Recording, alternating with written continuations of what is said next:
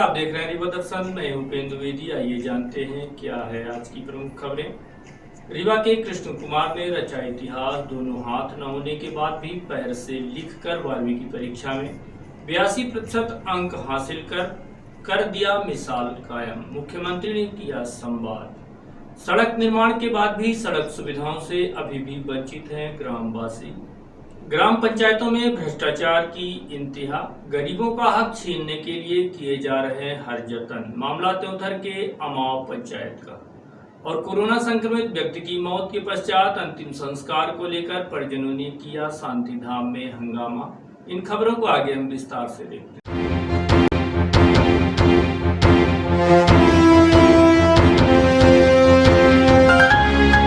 पैरों से लिखकर रीवा के कृष्ण कुमार ने प्रदेश भर में पेश की मिसाल। हाथ न होने के बाद भी कृष्ण कुमार ने पैर से 12वीं की परीक्षा में हासिल किए 82% अंक। मुख्यमंत्री शिवराज सिंह चौहान ने जनसंवाद करते हुए कहा, कृष्ण कुमार जैसे होनहार छात्र पर मुझे गर्व है। रीवा जिले के मऊगंज तहसील क्षेत्र अंतर्गत हरजई मुड़हान गाँव में गरीब परिवार में जन्मे कृष्ण कुमार ने सफलता की जो इबारत लिखी है वह रीवा ही नहीं बल्कि पूरे देश भर में मिसाल बन गई है। एक छोटे से गांव में रहने वाले इस बहादुर छात्र के दोनों हाथ नहीं हैं। इसके बाद भी इसने अपने पैरों से लिखकर 12वीं की परीक्षा में 82% अंक प्राप्त करके रीवा का नाम रोशन किया है। कृष्ण कुमार की इस सफलता से उनके परिवार के साथ साथ जिले भर के लोगों को गर्व है। कहते हैं कि हौसला हो तो उड़ान भरने के लिए परों की आवश्यकता नहीं होती। कृष्ण कुमार ने इस कहावत को चरितार्थ किया है, जिसके हौसले को देखकर प्रदेश के मुख्यमंत्री शिवराज सिंह चौहान ने कृष्ण कुमार से संवाद स्थापित कर खुद को गौरवान्वित महसूस किया और कहा कि कृष्ण कुमार को कृत्रिम हाथ दिलाए जाने का पूरा खर्च सरकार वहन करेगी। ऊंचाइयों पर जाने वालों का ये दुनिया इस्तकबाल करती है। पहुंच जाए तो बुलंदियों पर ये गुमनाम ये झुककर सलाम करती है। इन लाइनों को देखकर ही अंदाजा लगाया जा सकता है बुलंदियों को छूने वालों को दुनिया सलाम करती है। और शायद इसीलिए आज रीवा जिले के मऊगंज कस्बे के रहने वाले कृष्ण कुमार की सफलता के लोग मुरीद हो गए हैं। कृष्ण कुमार यह वह नाम है जिसने अपनी सफलता से आज दुनिया को अपना मुरीद बना लिया है, या यूं कहें कि इसकी सफलता से समूचा रीवा गदगद हुआ है। और कभी कृष्ण कुमार की दिव्यांगता पर आंसू बहाने वाला परिवार भी अब उसकी इस उपलब्धि पर गदगद है। दरअसल कृष्ण कुमार के दोनों हाथ जन्म से ही नहीं थे। अपने 3 भाई और 4 बहनों के बीच न केवल चलना सीखा बल्कि पढ़ाई में भी मन लगाया। बचपन से ही पैरों से सारे काम करने का हुनर खुद विकसित किया और अब मजबूत इरादे और बुलंद हौसले से वह मुकाम हासिल किया जो हाथ वाले भी नहीं कर पाए। कक्षा 1 से 12वीं तक की परीक्षा पैरों से ही कापी लिखकर उत्तीर्ण की। शासकीय उत्कृष्ट विद्यालय मऊगंज में कला संकाय में कृष्ण कुमार ने 3रा स्थान हासिल किया है। उन्हें 500 में से 414 नंबर मिले हैं, जबकि ओवरऑल में वो विद्यालय में 10वें नंबर पर है। उनका गांव हरजई मुड़हान मऊगंज तहसील मुख्यालय से 5 किलोमीटर दूर है। वहां से वे पैदल चलकर विद्यालय आते जाते थे। पढ़ाई के प्रति लगन ऐसी कि रास्ते में ही बैठकर पैर से होमवर्क करने लगते थे। इस मेधावी छात्र की उपलब्धि चाहे भले ही किसी पहाड़ की चोटी के बराबर ना हो, पर ख्वाहिश बड़ी है। कृष्ण कुमार केवट कलेक्टर बनकर परिवार की मदद करना चाहते हैं। उनके पिता रामजस केवट मजदूरी करते हैं और उसी से 4 भाई और 4 बहनों का परिवार चलता है। कृष्ण कुमार आगे पढ़ना तो चाहते हैं, जिसके लिए आप उनकी मदद के लिए सरकार आगे आई है तथा प्रदेश सरकार ने कृष्ण कुमार की पढ़ाई का बीड़ा उठाया है। प्रदेश के मुख्यमंत्री शिवराज सिंह चौहान ने कृष्ण कुमार से ऑनलाइन संवाद किया, जिसमें उन्होंने उसे कृत्रिम हाथ लगाने का वादा किया तथा पढ़ाई का पूरा खर्चा वहन करने की भी बात कही। कृष्ण कुमार आगे कलेक्टर बनना चाहते हैं तथा उनकी चाहत को पूरा करने प्रदेश सरकार ने जिम्मा भी उठा लिया है। समझते थे, इतनी विपरीत परिस्थितियों का सामना कर इन्होंने यह सफलता अर्जित की है। एक बार कृष्ण कुमार का दोनों हाथ उठा के ताली बजा के स्वागत कीजिए, अभिनंदन कीजिए। और जो जहां है वहां से बैठ के जो मुझे सुन रहा है सब स्वागत करें। ये जज्बा है, ये जिद है, ये जुनून है इस बच्चे की। दोनों हाथ नहीं है, लेकिन इसने कहा मैं मजबूर नहीं हूं, मैं मजबूत हूं। अगर हाथ नहीं लिखेंगे तो पैर से लिख के भी काम चला लूंगा। बेटा तुमने एक नया इतिहास रच दिया, बहुत बधाई, बहुत अभिनंदन तुम्हारा।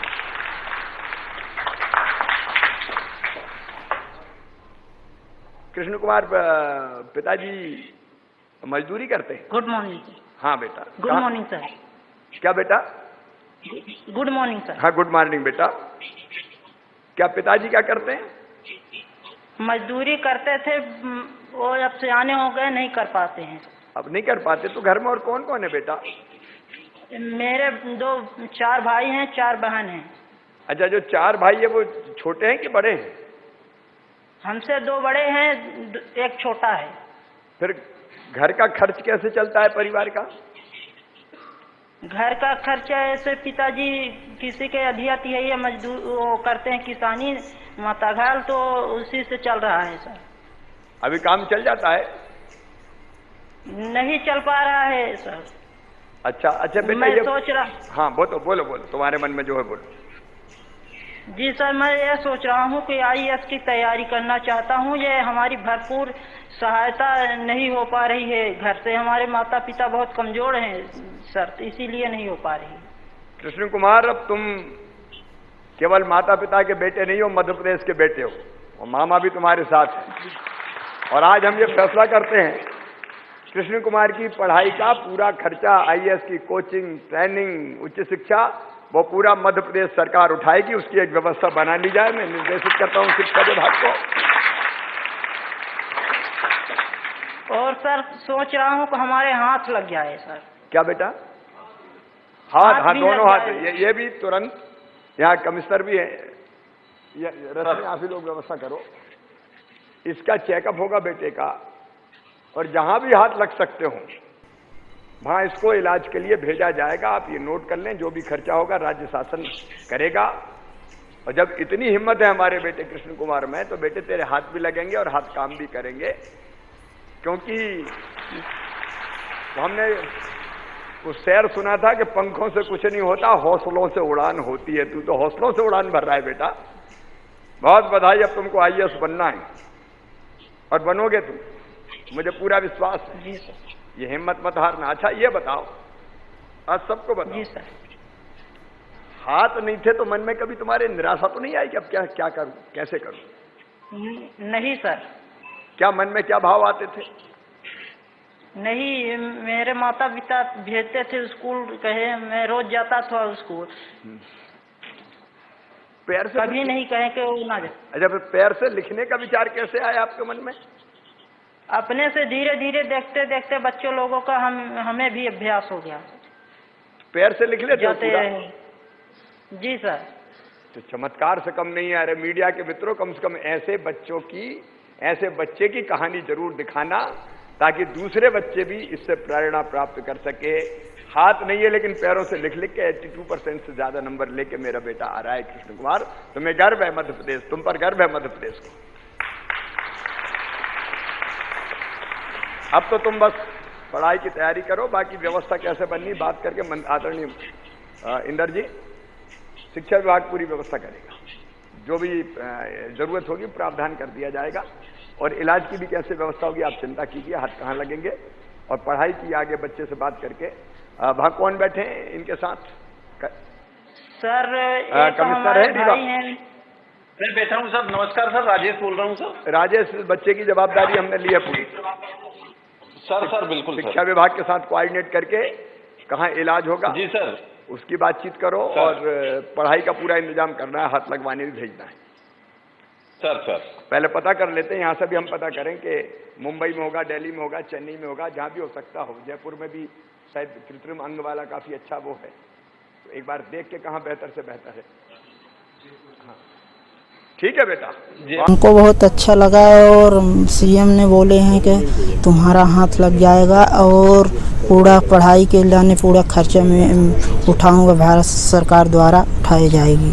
और CM से पूरी बात हमसे नहीं हो पाई, इसीलिए मिलना चाहता हूं कि हमारी जो बातें हैं अभी नहीं बोल पाया था, तो अब बोलना चाहता हूँ कि मिलने तो हमसे बोल बता दें फिर से एक बार। सीएम से बात करना चाहता हूँ कि हमारे घर परिवार के आर्थिक स्थिति बहुत ख़राब है, इसी कारण सोच रहा हूँ कि नौकरी कोई दिलाई जाए तो हम घर परिवार का अपना सहयोग आय पूरी हो जाए।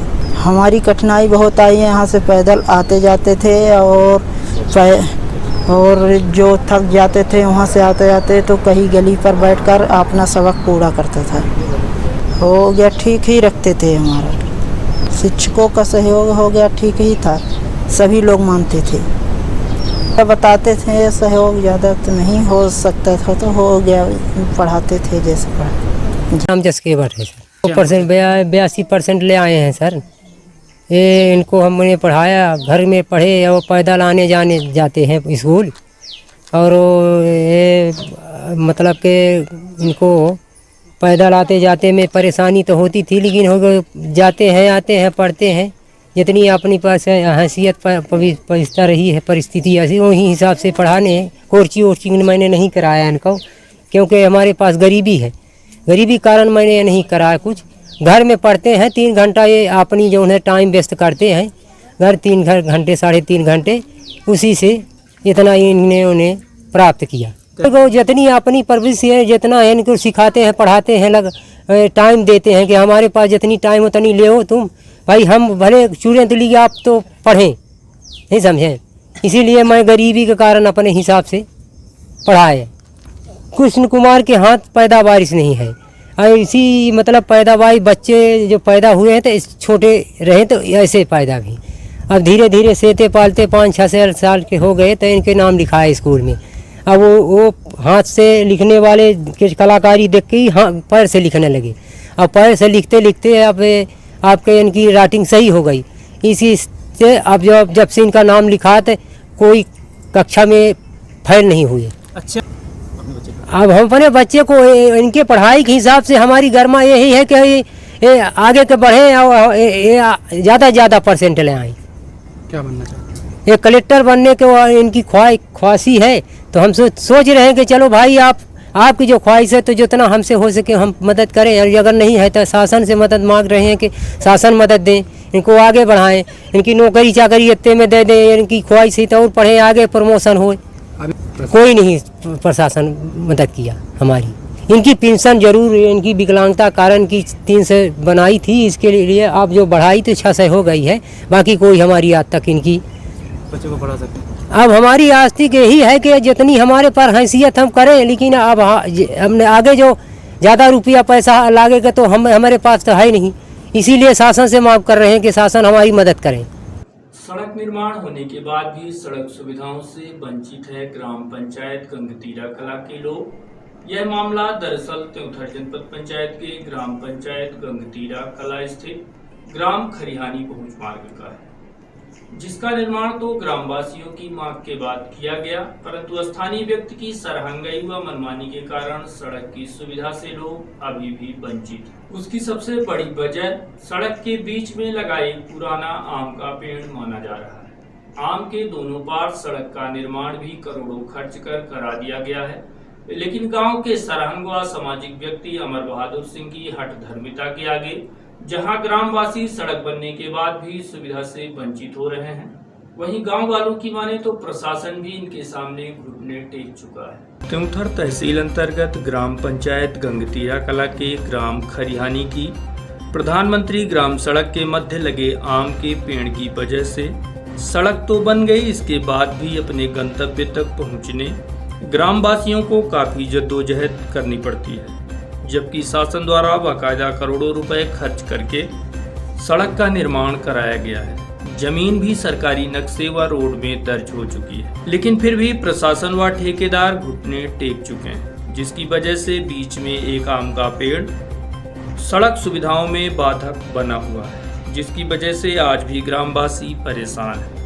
इस बात को लेकर तहसील स्तर से लेकर कलेक्टर, कमिश्नर, मुख्यमंत्री, प्रधानमंत्री के पास तक शिकायत भी की गई है। बावजूद इसके अभी भी गांव के इस सरहंग व्यक्ति के सामने सभी ने घुटने टेक रखे हैं। इस समस्या से लगातार जूझ रहे ग्रामवासी व भारतीय मजदूर संघ के पूर्व उपाध्यक्ष व सदस्य रमेश कुमार शुक्ला द्वारा लंबे अरसे से चली आ रही इस समस्या को लेकर शासन प्रशासन व मीडिया का ध्यान आकृष्ट कराया है। ग्राम पंचायत गंगतीरा कला के ग्राम खरिहानी के पहुंच मार्ग में आम का पेड़ होने के कारण आवागमन खासकर 4 व्हीलर वाहन जाने के लिए बिल्कुल मनाही रहती है। उसमें मरीजों और लंगड़े अस्वस्थ आदमियों को ले जाने में बड़ी दिक्कत होती है। अच्छा, प्रधानमंत्री ग्राम सड़क योजना के तहत ये काम फरवरी 20 में पूर्ण हो जाना चाहिए, लेकिन प्रशासन की लापरवाही के कारण आज तक वो कंप्लीट नहीं हो पाया।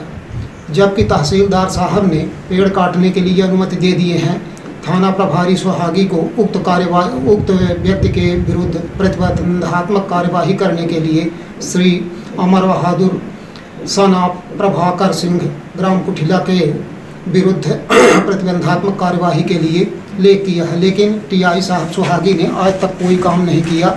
जबकि तहसीलदार साहब ने कई बार उनको लिखित में दे चुका है। तहसीलदार साहब बोले कि अब हमको लिखने की कोई आवश्यकता नहीं है, ये पुलिस के द्वारा है, तो वो अपना खड़े होकर के वहाँ काम करवाएं।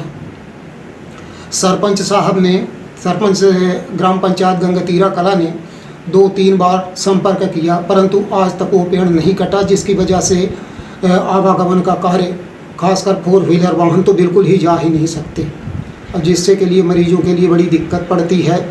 वहाँ से किसी भी तरीके से एक गरीब कर्मचारी गरीब आदमी जो है वो जा कर के ऑटो में 200 रुपये खर्च करे, तब जा कर के कहीं मरीज को हम मुख्य सड़क मार्ग पे ला पाते हैं।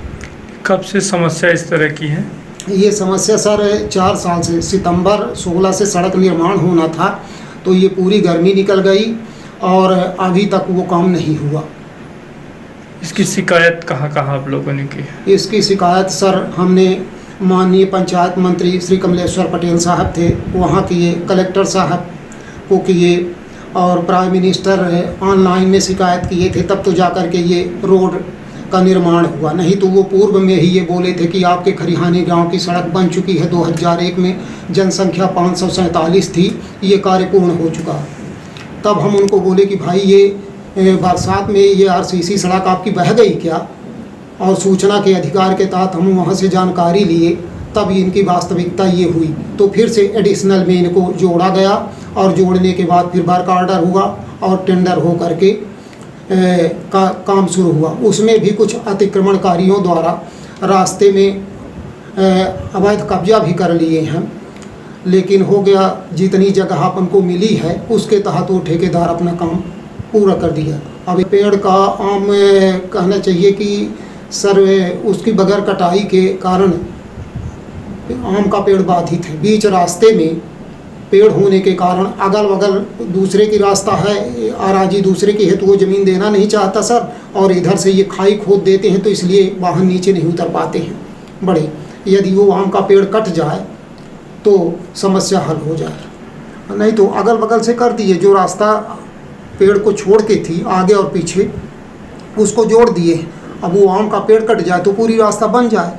सड़क करीब वो 10 फीट के करीब है, 15 फीट आम का पेड़ जो है, तो उसी के पास, उसी के घेरे में थोड़ा आगे और पीछे छोड़ के अब वो बना दिए। इसके लिए आपसे गुजारिश है कि थोड़ा सा आप अपने स्तर पे प्रयास करके कलेक्टर साहब से, थाना प्रभारी और तहसीलदार से ये सामंजस्य करके कलेक्टर साहब निर्देशित कर दें, तो आम जनमानस के लिए रास्ता सुगम हो जाए। ग्राम पंचायत में करोड़ों का भ्रष्टाचार हुआ उजागर। गांधी जी ने जिस ग्राम स्वराज का सपना देखा था, वही ग्राम स्वराज की कल्पना आज भ्रष्टाचार का सबसे बड़ा पर्याय बन चुकी है। ग्राम पंचायतों में जहां नजर डालें वहीं पर भ्रष्टाचार की सारी हदें पार कर शासन को करोड़ों का चूना लगाया जा रहा है। ताजा मामला त्योंथर ब्लॉक के अमाव पंचायत का है, जहां पर सूचना के अधिकार के माध्यम से करोड़ों का भ्रष्टाचार उजागर हुआ। ग्राम पंचायतों में इस कदर भ्रष्टाचार अपनी जड़ जमा चुका है कि जिधर नजर दौड़ाएं हर जगह लाखों करोड़ों का घोटाला दिखाई देता है। हाल ही में सामाजिक कार्यकर्ता शिवानंद द्विवेदी द्वारा सूचना के अधिकार के तहत कई बड़े बड़े भ्रष्टाचार उजागर किए गए। आपको बता दें कि त्योंथर जनपद पंचायत अमाव में एक RTI जन जागरण, सोशल ऑडिट और जन सुनवाई शिविर आयोजित की गई, जहां पर सैकड़ों की तादाद में ग्रामीणों ने अमाव पंचायत के सचिव और रोजगार सहायक की मनमानी को लेकर शिकायतें दर्ज की, जिसके माध्यम से सचिव द्वारा किए जा रहे कई बड़े भ्रष्टाचारों के कारनामे भी सामने आए। ग्राम पंचायत में अनपढ़ महिला सरपंच होने का सचिव और रोजगार सहायक ने खूब फायदा उठाया है। कई बार तो सरपंच को पता ही नहीं चलता और खाते से राशि आहरित कर ली जाती और पंचायत सचिव समेत रोजगार सहायक दोनों मिलकर सरकारी राशि का जमकर बंदरबाट कर रहे हैं। इस संबंध में ग्रामीणों ने उच्च अधिकारियों से कार्यवाही की मांग की है। वहीं ग्राम पंचायत में किस कदर भ्रष्टाचार हावी है, सुनिए ग्राम पंचायत वासियों से। इस तरह अश्लेष मिश्रा करके इनका नाम आया है। इन्होंने ये बताया हुआ है कि इनका IFSC कोड किसान सम्मान निधि वाले में गड़बड़ कहीं हो गया है। तो जी तो अमाव हल्का है, तो पंचायतों के नाम से हल्के हो गए हैं जी। गगन प्रसाद तिवारी जी को ये काम मैं इनको सौंप देता हूँ, यहाँ पर ये आपको भेजेंगे। जी पांडे, ओके, थैंक्स जी। तो आसपास जो हमारे जिले और संभाग के गांव हैं, उन्हीं के माध्यम से हम प्रयास कर रहे हैं और बहुत प्रभाव पड़ रहा है। आज सरपंचों की जो जनप्रतिनिधि हैं, जो सचिव हैं, जो अधिकारी हैं, वो आज इस बात को सोचने को मजबूर हुए हैं कि उनको अपनी जान बचाना है और निश्चित तौर पे, क्योंकि उनको काम करना पड़ेगा। अब उनको काम करना है, काम नहीं करेंगे तो वो तैयार रहें उनके ऊपर कार्रवाई के लिए। पहला मुद्दा है राशन का। कई लोग ऐसे हैं जो निरीह हैं और उनको राशन की व्यवस्था नहीं करवा पा रहे हैं। यहाँ के न सरपंच सचिव जो ओहदे पर बैठे हैं, सही लिस्ट नहीं बनी है कि जिसको जरूरत है उसको नहीं मिल रहा है। दूसरा मुद्दा आवास का है। आवास उन लोगों को आवंटन हो रहा है जिनके पास पहले से भी है, मकान बने हुए हैं, जो सही मायने पे अगर चाहती है सरकार कि हम उन गरीबों को दें तो उसका यहाँ जांच करा ली जाए और वो सही लोगों को पहुंचाया जाए वो चीज। शौचालय यहाँ पे बताते हैं, हमने लिस्ट तो नहीं देखा, बताते हैं कि 80% बन चुका है, लेकिन काफी लोग वंचित हैं। 80% नहीं, जो अपने से बनवाने में सक्षम थे उन्होंने बनवाया है। गाँव में PM आवास, खाद्यान्न वितरण, शौचालय,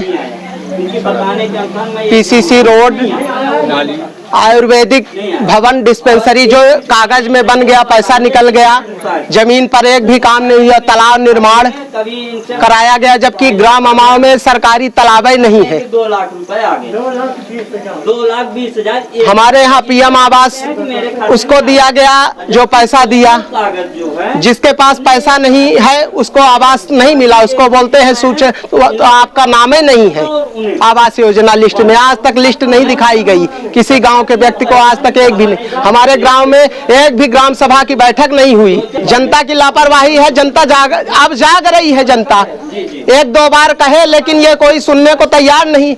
हमारे यहाँ सचिव राज प्रताप यादव जी हैं, जो अपने यहाँ बैठे बैठे काम करते हैं। किसी को दस्तखत कराना हो तो बड़ा जाना पड़ता है, अमाव नहीं आते ये दस्तखत करने। बोलते हैं जिसको जो करना है कर ले, मैं यहीं रहूंगा, ऐसे ही करूंगा। ये जिसको आवास चाहते हैं, जिससे पैसा मिलता है उसको आवास दे दिया जाता है, जिससे पैसा नहीं मिलता उसको आवास नहीं दिया जाता। यहाँ बहुत से ऐसे लोग हैं प्रवासी मजदूर जो आए हुए हैं, उनको खाने के लिए उनके घर में नहीं है, लेकिन ये 1 किलो गल्ला अनाज यहाँ पंचायत की तरफ से इनको नहीं दिया गया। इसके पहले अलग अलग लोगों ने कहा, लेकिन 1-2 लोगों ने कहा, लेकिन ये सुनने को तैयार नहीं। आज जिस तरह से जाग रही है, अब जनता जग जाएगी। आपका घड़ा भर गया, इन लोगों का पाप का घड़ा भर गया है। सरपंच सचिव का इनका चरम सीमा पे हो गया, बढ़ गया पाप, इसलिए जनता जगी है। इस संबंध में सरपंच पति ने कहा कि आए दिन सचिव फर्जी तरीके से राशि आहरण करता है।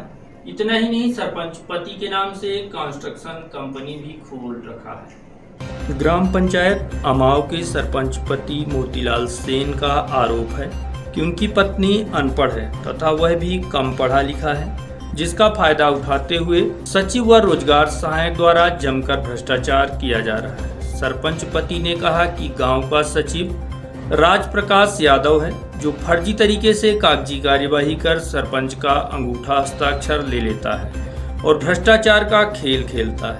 और तो और सचिव द्वारा सरपंच पति के नाम से एक कंस्ट्रक्शन कंपनी भी खोल रखी है, जिसके माध्यम से राशि का आहरण किया जाता है, जबकि ग्रामवासी शासन की योजनाओं का लाभ पाने दर दर भटक रहे हैं। सरपंच प्रतिनिधि हैं, उनकी वाइफ सरपंच हैं। आप ये कार्य संभालते हैं उनके स्थान पर? जी साहब, आते थे काम करवाने। हमारे सरपंच पति हूँ। 10,000 निकला था, जिसमें उसी समय 2 घटनाएं एक साथ हो गई थी, जिनमें से 5,000 हमने इनको दिया, ठीक, बालकृष्ण जो खत्म हो गए, और एक मिथिलेश कुमार हैं, ये अपने क्या कहते हैं, सिपाही लाल के नाम उनके लड़के हैं, जो 10,000 निकाले थे, 5,000 उनको दिया गया और 5,000 इनको दिया गया, और 2 बार पैसा संबल योजना से निकाला ही नहीं गया। ये रसीद काहे के आए? ये रसीद कागज बता रहा है आपका जो है, ये देखिए नई रसीद दिखा रहे हैं। कौन सी रसीद है आप जानते हैं इसको? 2 आय निकला है, 10,000 यह लिखा है, 10,000 यह पढ़ा। यानी ये पंचायत दर्पण से आप निकाले हैं? बताओ, सरपंच पति है ये?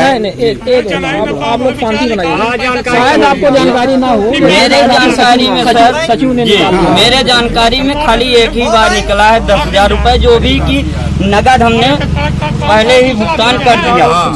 5,000 इनको दिया और 5,000 इनको, 2 ही घटना हुई। अभी बता देना, ये एक हमारे साथ है भी, ये इनको देख लीजिए, इनको 5,000 मिला है कि नहीं मिला है ये बताएं। और हो सकता है कि वो भी पैसा कैसे लीन करा, वो भी बता।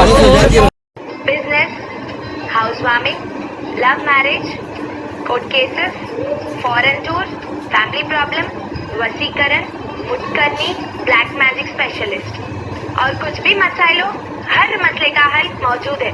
मैं अपनी जिंदगी से बहुत मायूस हुई। अच्छी पढ़ाई होते हुए भी मेरा वीजा नहीं लगा, और अब मैं एब्रॉड में अच्छी जॉब कर रहा हूँ।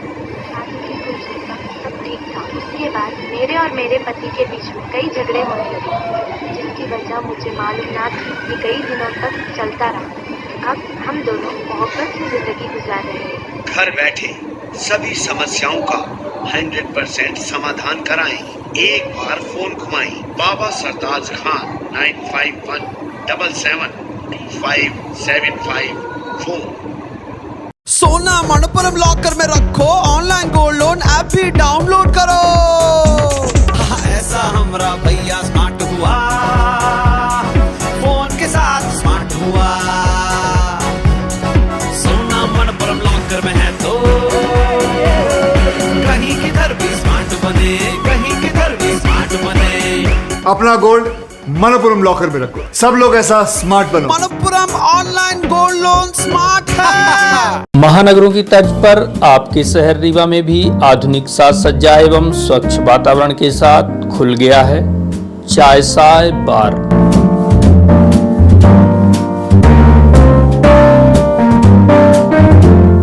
जहां पर आप व आपके परिवार के स्वाद के साथ ही सुरक्षा का भी विशेष ध्यान रखा जाता है। इसीलिए हम आपको देश की मिट्टी से बने बर्तनों में अत्यंत लजीज व्यंजनों के साथ साथ चाय कॉफी व कोल्ड कॉफी का लुत्फ उठाने की बेहतर सुविधा उपलब्ध कराते हैं।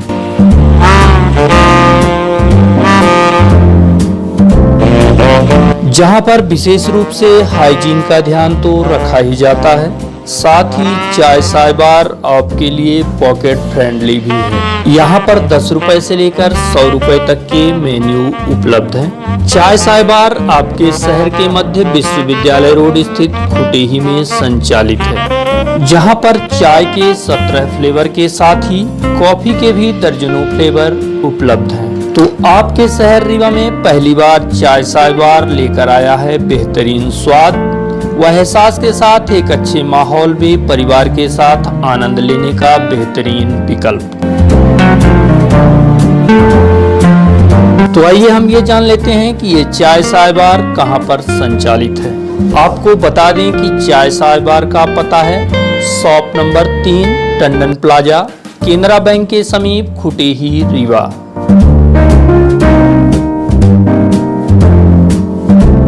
पता एक बार फिर जान लें, shop number 3 Tandon plaza, Canara bank के समीप, खुटेही, रीवा।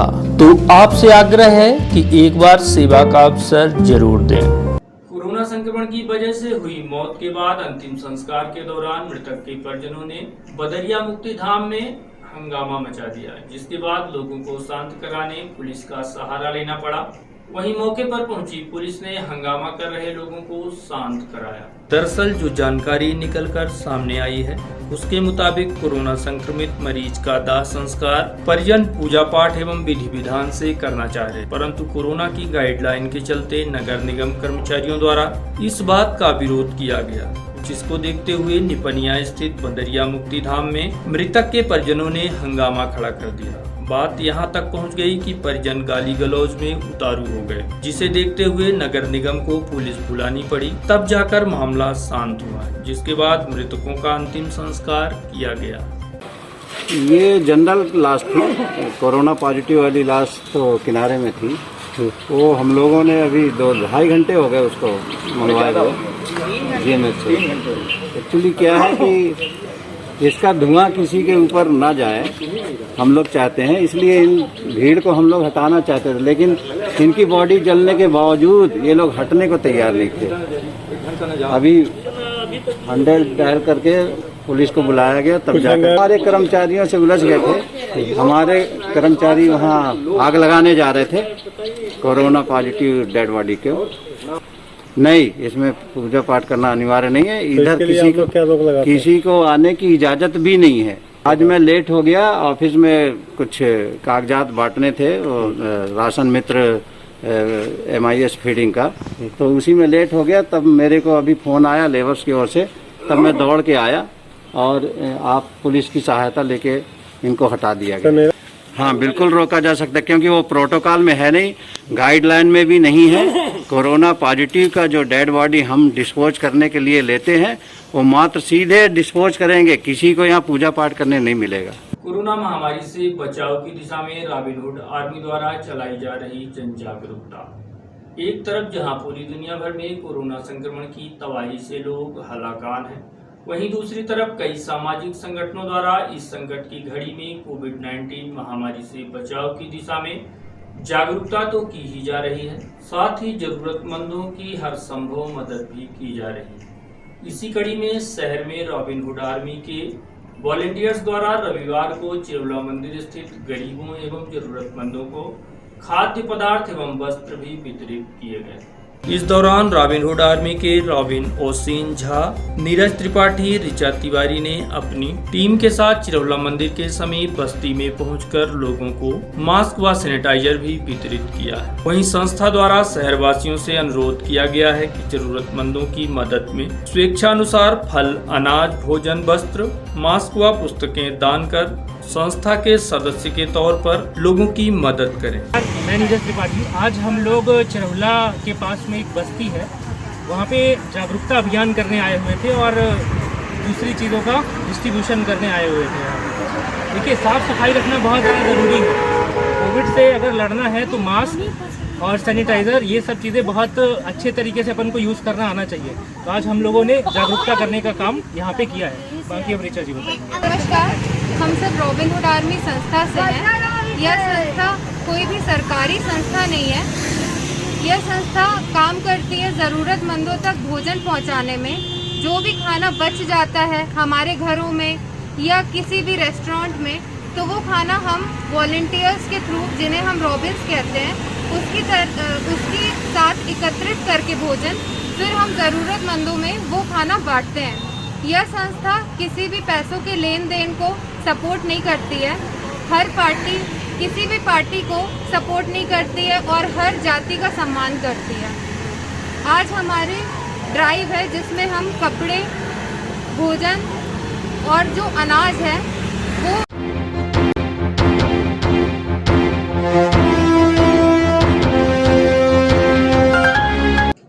चलने से पहले आज की प्रमुख खबरें एक बार फिर। रीवा के कृष्ण कुमार ने रचा इतिहास। दोनों हाथ न होने के बाद भी पैरों से लिखकर 12वीं की परीक्षा में 82% अंक हासिल कर किया मिसाल कायम। मुख्यमंत्री ने किया संवाद। सड़क निर्माण होने के बाद भी सड़क सुविधाओं से अभी भी वंचित हैं ग्रामवासी। ग्राम पंचायतों में भ्रष्टाचार की इंतहा, गरीबों का हक छीनने किए जा रहे हैं हर जतन। मामला त्योंथर के अमाव पंचायत का और कोरोना संक्रमित व्यक्ति की मौत के पश्चात अंतिम संस्कार को लेकर परिजनों ने किया शांति धाम में हंगामा। तो ये थी आज की प्रमुख खबरें। देखते रहिए रिवा दर्शन, दीजिए हमें इजाजत। नमस्कार।